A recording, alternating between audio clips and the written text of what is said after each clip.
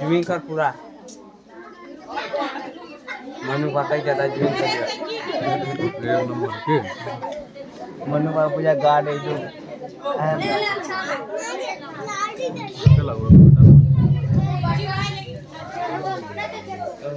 السلام علیکم ورحمۃ اللہ وبرکاتہ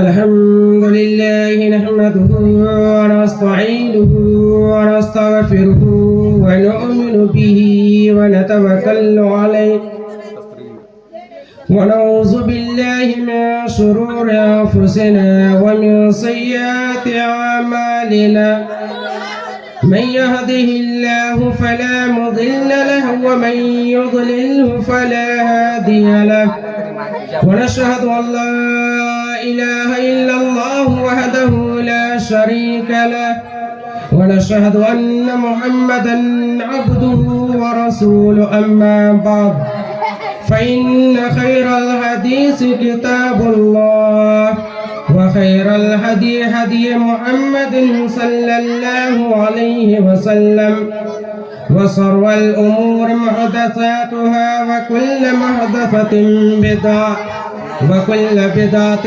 ضلالة وكل ضلالة في النار أعوذ بالله من الشيطان الرجيم بسم الله الرحمن الرحيم يا أيها الذين آمنوا اتقوا الله حق تقاته ولا تموتن إلا وأنتم مسلمون يا أيها الناس اتقوا ربكم الذي خلقكم من نفس واحدة وخلق منها زوجها وبث منهما رجالا كثيرا ونساء واتقوا الله الذي تساءلون به والأرحام إن الله كان عليكم رقيبا يا أيها الذين آمنوا اتقوا الله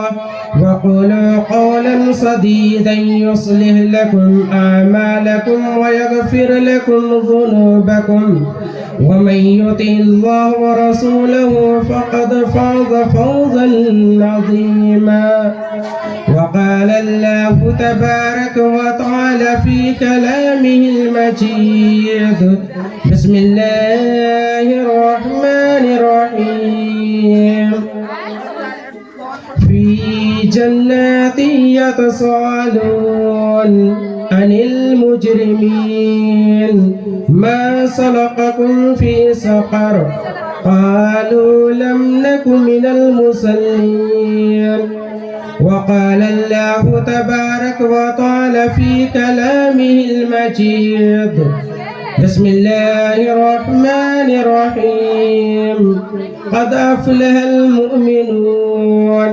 الذين هم في صلاتهم خاشعون وقال الله تبارك وتعالى في مقام آخر إن الصلاة تنهى عن الفحشاء والمنكر رب اشرح لي صدري ويسر لي واحلل عقدة بلساني يفقهوا قولي رب زدني علما رب زدني علما ثم رب زدني علما.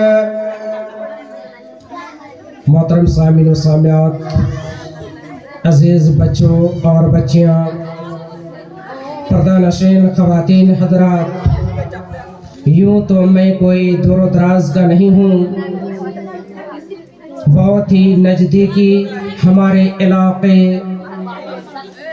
سرزمین نواڈی سے تعلق رکھنے والا، آپ کے گاؤں باشندگان قصب اللہ کے اندر میں کوئی نیا، میں کوئی اجنبی نہیں ہوں، بلکہ کم و بیش آپ کے گاؤں کے چھوٹے بڑے سبھی مجھے پہچانتے ہیں. جو بہت ہی چھوٹے بچے ہیں شاید وہ مجھے نہیں پہچانتے ہیں، لیکن جتنے کچھ عمر دراز ہیں، کچھ بڑے ہیں، وہ بچے اور بچیاں اور یہاں کی ماں بہنیں بھائی برادر تقریباً सभी मुझे पहचानते हैं, मैं कोई तारुफ का मोहताज नहीं हूँ। मोहतरम हजरात, वक्त तकरीबन 11:10 हो चुका है। हमारी माएँ और बहनें तकरीबन आधे से ज़्यादा घर जा चुकी हैं। कुछ हैं जो अभी तक अल्लाह के फजल करम से बैठी हुई हैं और कुरान और हदीस से अपने आप को आरास्ता व पैरास्ता कर रही हैं। वैसे तो अभी बच्चियां बहुत सारे बाकी हैं और वो भी कहने वाली थीं, लेकिन चूंकि मैंने मुनासिब समझा कि वक्त काफ़ी हो रहा है, इसलिए शायद अब माँ बहनों के अंदर भी नींद की गलबा आ रही है, इसलिए मुनासिब समझा कि मैं ही 5-10 मिनट जो भी हो कुरान हदीस की बातें आपके सामने रख दूँ। मैंने कुरान मुक़द्दस से कुल 3 जगह से 3 आयत करीमा की तिलावत की है।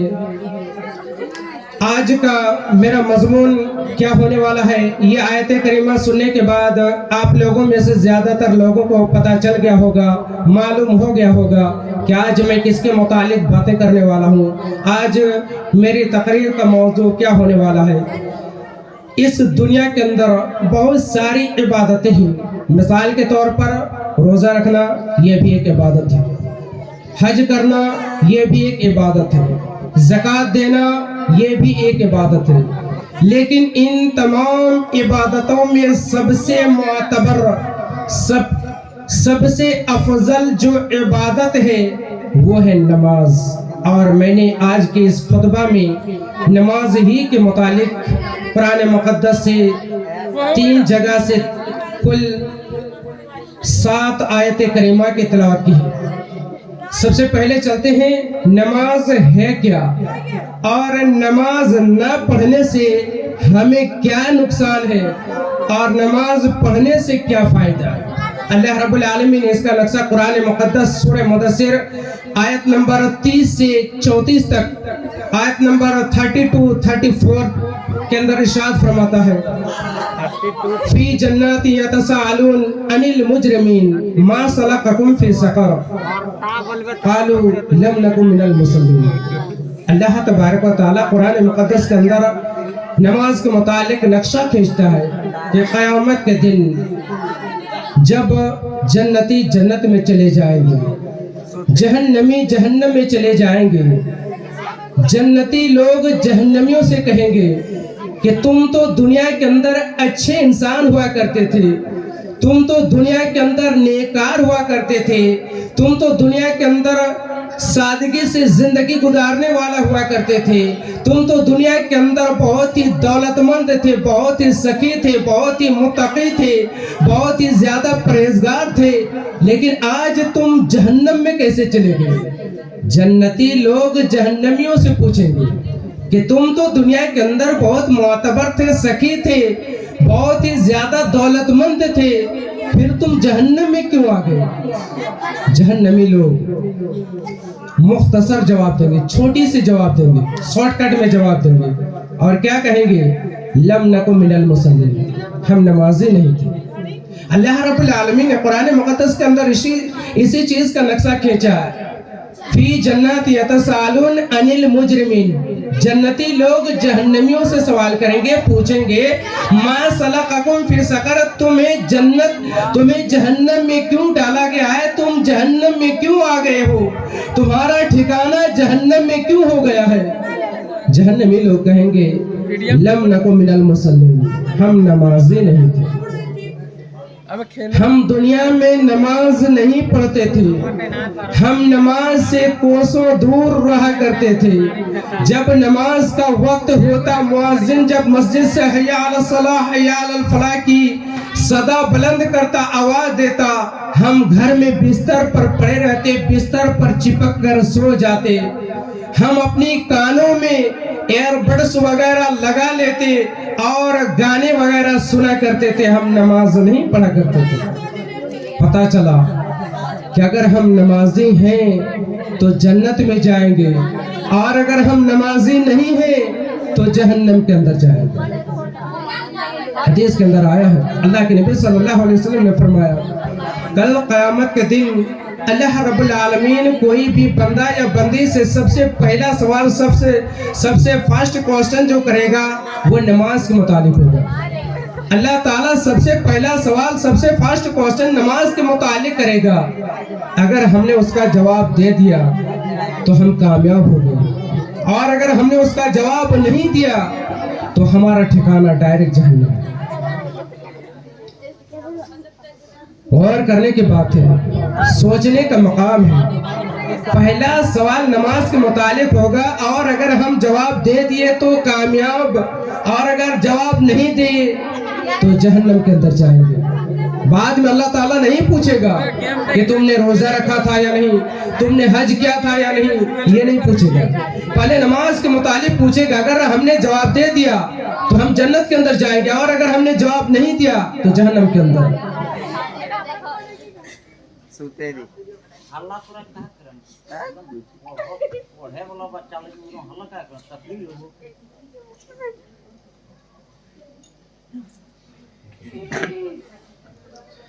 محترم حضرات، پتہ چلا کہ نماز کی کیا فضیلت ہے، اور نماز کی فضیلت ہو بھی کیوں نہیں. اللہ رب العالمین نے حج کو عرش پر نازل نہیں کیا بلکہ اس روئے زمین کے اندر نازل کیا. اللہ رب العالمین نے روزہ کو عرش پر نازل نہیں کیا، عرش پر تحفہ نہیں دیا بلکہ اس زمین کے اندر دیا. جو بھی اور احکامات ہیں، جو بھی عبادتیں ہیں، اللہ رب العالمین اپنے نبی کے ذریعے، اپنے فرشتوں کے ذریعے اپنے نبی پر اس دنیا کے اندر بھیجا. اس دنیا کے اندر ساری چیزوں کا تحفہ دیا. لیکن جب نماز کی باری آئی، اللہ رب العالمین نے اپنے نبی جناب محمد رسول اللہ صلی اللہ علیہ وسلم کو آسمان پر بلا لیا، معراج پر بلا لیا اور نماز کا تحفہ دیا. اس لیے کہ اعلیٰ اور مرتبہ والی چیز اعلیٰ جگہ پر دی جاتی ہے. اعلیٰ اور فضیلت والی چیز اعلیٰ اور مرتبہ والی جگہ پر عطا کیا جاتا ہے. چونکہ نماز بہت زیادہ فضیلت والی چیز ہے، اس لیے اللہ رب العالمین نے اپنے نبی کو آسمان پر بلا کر معراج کے وقت نماز کا تحفہ عطا کیا. میری مائیں اور بہنیں، آج ہم میں سے بہت سے ایسے ہیں جو نماز پڑھتے ہیں، کچھ دن پڑھتے ہیں، کچھ دن چھوڑ دیتے ہیں. ہمارے بھائی برادر بھی بہت سے ایسے ہیں جو کچھ دن نماز پڑھتے ہیں، کچھ دن چھوڑ دیتے ہیں. اس سے ہمیں کوئی فائدہ ملنے والا؟ یہ ریا و نمود ہے، یعنی دکھاوے کے لیے ہے. اور بندہ یا بندی کوئی بھی کام اگر کسی کو دکھانے کے لیے کرتا ہے، کسی کو خوش کرنے کے لیے کرتا ہے تو اس کو کوئی ثواب نہیں ملے گا بلکہ الٹا عذاب ملے گا.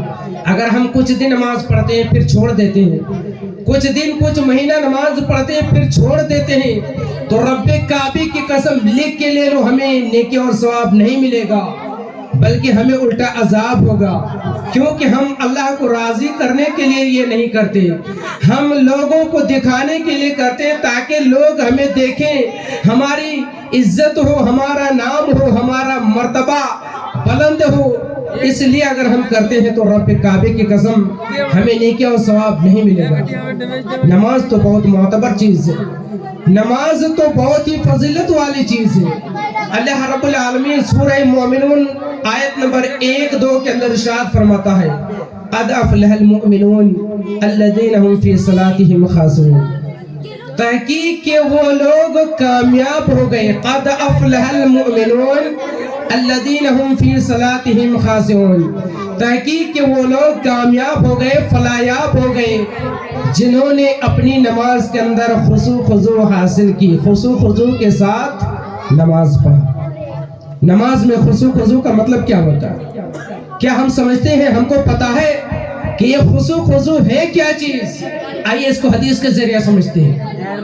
اللہ کے نبی صلی اللہ علیہ وسلم، صحیح بخاری کی حدیث ہے، اللہ کے نبی صلی اللہ علیہ وسلم فرماتے ہیں، خذوا زینتکم عند کل صلاۃ.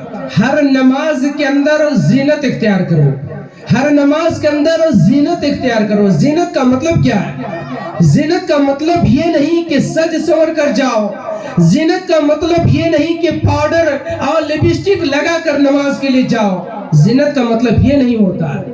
زینت کا مطلب ہوتا ہے اگر مرد ہے تو ان کے لیے پھول آستین کا کپڑا ہو، جس کو ہاتھا والا ہم لوگ اپنی زبان میں کہتے ہیں، پھول آستین کا کپڑا پہن کے جائے، اگر میسر ہو تو عطر وغیرہ لگا کر نماز کے لیے جائے۔ بہت سے لوگوں کو دیکھا جاتا ہے وہ بنیان وغیرہ میں مسجد چلے جاتے نماز کے لیے۔ اب پوچھو کہ مولوی صاحب نماز ہوگی یا نہیں، تو اس میں بھی مصلحت ہے۔ اگر وہ گھر سے باہر ہو، کہیں ایسی جگہ پر ہو جہاں اس کے بدن میں سرٹ نہ ہو، صرف گنجی یا بنیان ہو، اور نماز کی وقت ہو چکی ہے، آذان ہو چکا ہے، اگر ایسی صورت میں وہ بندہ نماز پڑھتا ہے تو نماز ہو جائے گی۔ اور اگر گھر سے جان بوجھ کر صرف بنیان پہن کے جاتا ہو، اگر گرمی کا دن ہے گرمی سے بچنے کے لیے اگر وہ صرف بنیان یا گنجی وغیرہ پہن کے جاتا ہے، رب کعبے کی قسم اس کی نماز نہیں ہوگی۔ اسی طریقے سے اگر خواتین ہیں، عورت ہیں، اگر ان کے پاس مقررہ کپڑے ہیں، ان کے پاس ستر پوشی ہے، اگر ان کے پاس پہننے اوڑھنے کے لیے کپڑے ہیں، اور وہ اگر بغیر دوپٹہ کے نماز کے لیے جاتی ہے، رب کعبے کی قسم نماز نہیں ہوگی۔ اگر مجبوری میں گھر سے کہیں باہر ہے یا گھر میں ہی ہے، کپڑا بھیگا ہوا ہے، سارا کپڑا بھیگ چکا، ان کے پاس پہننے کے لیے صرف ایک ہی کپڑا ہے، بدن میں دوسرا کپڑا نہیں، یا کوئی ایسی چادر ہے جو ایک ہی کپڑا پہنی ہوئی ہے اسی کو اوڑھ کر ہے، اگر ایسی صورت میں اس کے پاس دوسرا کوئی کپڑا نہیں ہے، ایسی صورت میں نماز ہو جائے گی۔ لیکن کپڑے رہنے کے باوجود اگر وہ بغیر کپڑے سے یا بغیر دوپٹہ سے نماز پڑھے، اس کی نماز نہیں ہوگی۔ انشاءاللہ بعد میں اگر وقت ملا تو میں پردے کے متعلق جب کہوں گا، اس وقت میں آپ کے سامنے پردوں کے متعلق کچھ باتیں کہوں گا۔ ابھی چونکہ نماز کے متعلق باتیں ہو رہی ہیں، اللہ رب العالمین قرآن مقدس سورہ عنکبوت آیت نمبر 45 کے اندر ارشاد فرماتا ہے، ان الصلاۃ تنہی عن الفحشاء والمنکر، نماز تمام قسم کی بے حیائیوں کو روکتی ہے۔ اللہ تعالیٰ کہہ رہا، میں نہیں کہہ رہا، اللہ تعالیٰ کہہ رہا ہے نماز تمام قسم کی گناہوں سے، فحشاء سے، بے حیائی سے روکتی ہے۔ پھر کیا مانا؟ آج ہم دیکھتے ہیں بہت سے ایسے نمازی ہیں جو نماز بھی پڑھتے ہیں، چوری بھی کرتے ہیں، نماز بھی پڑھتے ہیں، غیبت گوئی بھی کرتے ہیں، نماز بھی پڑھتے ہیں، باقی دنیا کے سارے جرم کرتے ہیں، جرائم کرتے ہیں۔ پھر کیا مانا؟ قرآن کی بات غلط ہے؟ کیا مانا؟ اللہ کا فرمان غلط ہے؟ نہیں، رب کعبے کی قسم اللہ کا فرمان کبھی غلط نہیں ہو سکتا۔ غلط ہماری نماز ہے، ہم نے صحیح طریقے سے نماز پڑھی ہی نہیں، ہم نے خالص اللہ کو راضی کرنے کے لیے نماز پڑھی ہی نہیں، ہم دوسروں کو دکھانے کے لیے ریا و نمود کے لیے نماز پڑھتے ہیں۔ ورنہ اللہ کا فرمان ہے ان الصلاۃ تنہی عن الفحشاء والمنکر، سورہ عنکبوت آیت نمبر 45، کہ نماز تمام قسم کی برائیوں سے روکتی ہے۔ نماز پڑھنے والا کبھی غیبت گوئی نہیں کر سکتا، نماز پڑھنے والا کبھی شرابی نہیں ہو سکتا، نماز پڑھنے والا کبھی جواری نہیں ہو سکتا، نماز پڑھنے والی کبھی غیبت نہیں کر سکتی، نماز پڑھنے والی کبھی لعن طعن نہیں کر سکتی، نماز پڑھنے والی ایک دوسرے کو آپس میں نہیں لڑا سکتی۔ ہم سب کرتے ہیں، پھر کیا مانا؟ اس کا مطلب یہی ہوا کہ ہم نے صحیح طریقے سے نماز پڑھی نہیں۔ محترم حضرات، رات کا وقت ہے، وقت بہت تیزی کے ساتھ گزر رہا ہے۔ نماز کی کچھ طریقہ، نماز پڑھنے کا مسنون طریقہ آپ کو بتانا مناسب سمجھتا ہوں۔ سب سے پہلے نماز پڑھنے کے لیے کیا چیز کی ضرورت پڑتی ہے؟ اللہ کے نبی صلی اللہ علیہ وسلم نے کہا کہ جب نماز پڑھو پہلے وضو کر لو، مکمل پاکی حاصل کر لو۔ اگر آپ بغیر غسل کے ہیں، آپ اگر فرض غسل ثابت ہے، واجب ہے، تو آپ پہلے غسل کر لیں۔ یہاں جو میری مائیں اور بہنیں بیٹھی ہوئی ہیں، رب کعبے کی قسم مجھے کہنے میں کوئی شرم محسوس نہیں ہو رہی ہے، بہت سی ایسی مائیں اور بہنیں یہاں بھی ایسی ہیں جن کو فرض غسل کا طریقہ پتہ نہیں، فرض غسل کیسے کیا جاتا ہے۔ بہت سی مائیں اور بہنیں ابھی ہیں جن کو فرض غسل کا طریقہ پتہ نہیں۔ میں دعوے کے ساتھ یہ کہتا ہوں بہت سی مائیں اور بہنیں ابھی یہاں ہیں جن کو فرض غسل کا طریقہ پتہ نہیں، ایسے نارمل غسل کر لیتے ہیں، غسل ہو گیا. نہیں، نارمل غسل جس کو ہماری زبان میں کہتے ہیں، ایسے گرمی لگ رہی جا کے نہا لیے، ایسے ہی صحیح نہیں لگ رہا ہے جا کے ہم نہا لیے، یہ نارمل غسل ہے، یہ آپ جیسے چاہے نہا سکتے ہیں. لیکن جو فرض غسل ہے اس کا طریقہ الگ ہے.